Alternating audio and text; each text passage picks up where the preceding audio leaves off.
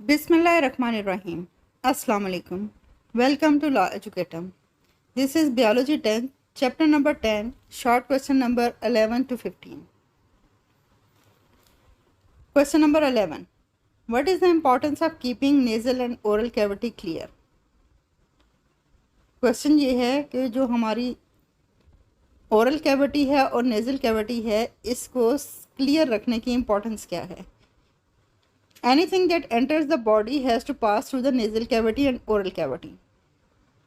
Air passes through the nasal cavity. If the cavity is clean, then the air entering lungs will be clean and lungs will be saved from germs and infection. Food passes through the oral cavity to enter the gut. If the oral cavity is not clean, germs along with food enter the gut and will cause disorder of gut. You will breath out bad odor. Your teeth will start decaying.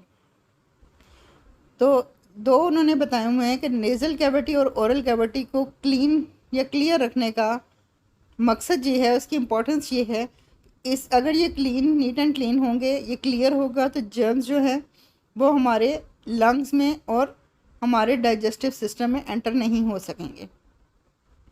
अगर lungs में जाते हैं germs तो वो infection create करेंगे। अगर वो हमारी गट में जाते हैं, हमारे डाइजेस्टिव सिस्टम में जाते हैं, तो एक तो ये है कि हमारे मुंह से बुरी स्मेल आएगी और उसके अलावा हमारे टीथ जो है वो ख़राब होना शुरू हो जाएंगे। दूसरा, वो जाके डाइजेस्टिव सिस्टम की डिजीज़ जो हैं वो इन्फेक्शन जो है वो भी क्रिएट करेंगे। इसलिए नेज़ल कैविटी और ओरल कैविटी को क्लीन रखना, क्लियर रखना बहुत इम्पॉर्टेंट है for keeping the germs and infections away. Question number 12. Differentiate between breathing and respiration. Difference between breathing and respiration. Breathing is a physiological process that involves inhaling and exhaling air through respiratory system. ये एक physiological process है जिसमें सिर्फ air को respiratory system के अंदर inhale किया जाता है और एक्सहेल किया जाता है। That is called breathing. While the respiration is a biochemical process that produces energy from glucose when oxygen is present. Respiration जो है वो वही बायोकेमिकल प्रोसेस है ब्रीदिंग के रिजल्ट के तौर पे, जो बायोकेमिकल प्रोसेस होता है जिसमें ग्लूकोज से एनर्जी हासिल की जाती है ऑक्सीजन की प्रेजेंस में। That is called respiration. Breathing occurs between body and external environment. Body और एक्सटर्नल एनवायरनमेंट के दरमियान होती है ब्रीदिंग. एक्सटर्नल एनवायरनमेंट से हम ऑक्सीजन इनहेल करते हैं और हम अपनी बॉडी से एक्सहेल करते हैं carbon dioxide into external environment. While respiration occurs at cellular level. Respiration का जो प्रोसेस है वो हमारे सेल्स के अंदर होता है, जबकि ब्रीदिंग का प्रोसेस जो है वो एनवायरनमेंट और बॉडी के दरमियान में है. Breathing steps are inhalation and exhalation. Breathing के दो मेन स्टेप्स हैं, इनहेलेशन और exhalation. While respiration has 3 steps that are glycolysis, Krebs cycle and electron transport chain, जो कि आप पहले 9th क्लास में पढ़ चुके हैं detail. Breathing does not produce energy, while respiration produce energy. Breathing सिर्फ inhalation exhalation है, इससे कोई एनर्जी प्रोड्यूस नहीं होती, जबकि रेस्पिरेशन का जो प्रोसेस है उसमें ग्लूकोज की ब्रेकडाउन से एनर्जी प्रोड्यूस होती है. Breathing is a voluntary and involuntary reaction. कि इनवॉलेंट्री तो है ही इनहेलेशन एक्सहेलेशन ब्रीदिंग में, लेकिन वॉलेंट्री भी है. वॉलेंट्री का मतलब ये है कि आप अपनी मर्ज़ी से सांस कुछ टाइम के लिए रोक सकते हैं. इनहेलेशन एक्सहेलेशन के प्रोसेस को आप रोक सकते हैं. Well respiration is always involuntary. ये आप आपकी विल में नहीं है, आपकी मर्ज़ी में नहीं है, आपके बस में नहीं है. ये एक इनवॉलेंट्री रिएक्शन है, ऑटोमेटिक रिएक्शन है जो होता रहता है. Difference between respiration and photosynthesis. Photosynthesis and respiration, first characteristic is metabolism. Photosynthesis is anabolic process, it is anabolism, while the respiration is catabolism. Photosynthesis में smaller molecules join to form larger molecules, while in respiration larger molecule, that is glucose, is broken down into smaller molecules. Energy investment or production. Investment of light energy to store it in the form of bond energy. Photosynthesis में light energy use होती है, invest होती है, उसे store किया जाता है bond energy की टाइप फॉर्म में. while in respiration bond energy transformed into chemical energy of ATP। Photosynthesis के रिजल्ट के तौर पे जो एनर्जी बनी थी, अब बॉडी में जो भी एनर्जी है रेस्पिरेशन में, वो बॉड एनर्जी की फॉर्म में जो मौजूद है वो चेंज होती है केमिकल एनर्जी में एटीपी की फॉर्म में। Organism capable of photosynthesis occur in some bacteria, all algae and all plants, while respiration occurs in all organisms including bacteria, algae, plants and animals।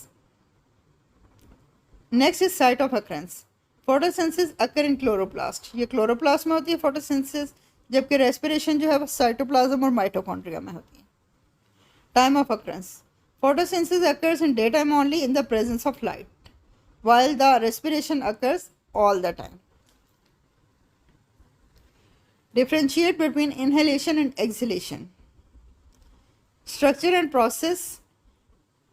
In inhalation diaphragm contract and in exhalation diaphragm relaxes।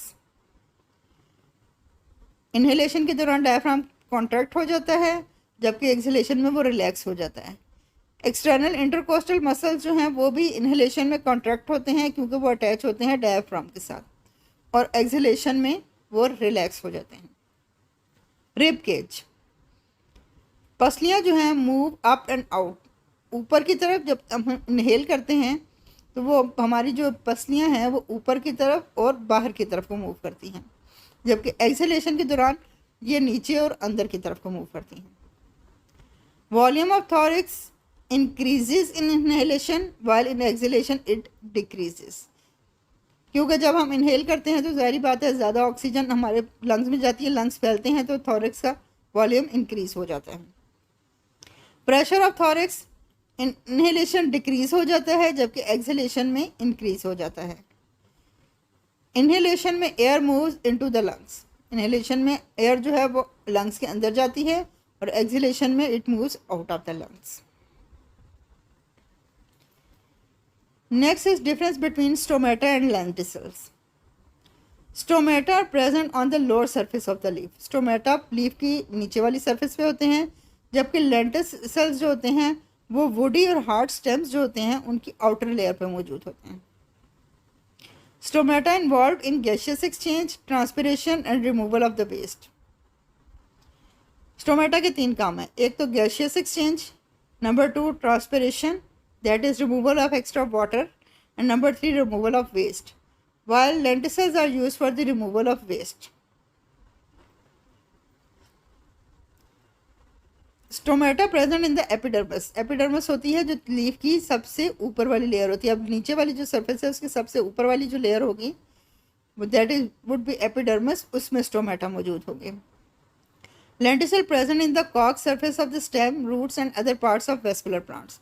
Vascular plants और दूसरे plants जो हैं उनके vascular non vascular plants जो हैं उनकी stem और roots की सरफेस, कॉर्क सरफेस जो होती है उसमें मौजूद होते हैं lenticels. Stomata has guard cells. Stomata की ओपनिंग एंड क्लोजिंग के लिए उसके साइड पे 2 गार्ड सेल्स मौजूद होते हैं, while lenticels don't have any guard cells। Differentiate between osmosis and diffusion। Osmosis is limited only into liquid medium, while diffusion occurs in all mediums, solid, liquid and gas। सबसे पहला difference तो ये है, osmosis सिर्फ liquids में होती है, जबकि डिफ्यूजन जो है वो सॉलिड, लिक्विड, गैस तीनों मीडियम्स में होती है। Osmosis require semi permeable membrane. Semi permeable membrane वो मेम्ब्रेन है जो अलाउ करती है कुछ मटेरियल्स को अपने अंदर से पास करने की, और कुछ मटेरियल को वो अपने अंदर से पास करना अलाउ नहीं करती। तो ओस्मोसिस में ज़रूरत होती है एक सेमी परमिएबल मेम्ब्रेन की, while in diffusion there is no requirement of semi permeable membrane. Osmosis require water for the movement of particles. चूँकि ये लिक्विड मीडियम होता है इसलिए इसे पार्टिकल्स को मूव करने के लिए वाटर की ज़रूरत होती है, वाइल डिफ्यूजन में ऐसी कोई ज़रूरत नहीं होती। They don't require water for the movement of particles. वो एयर में भी मूव कर सकते हैं, सॉलिड में भी मूव कर सकते हैं। क्वेश्चन नंबर 12 के नेक्स्ट पार्ट जो है वो हम नेक्स्ट वीडियो में डिस्कस करेंगे। Thank you for today.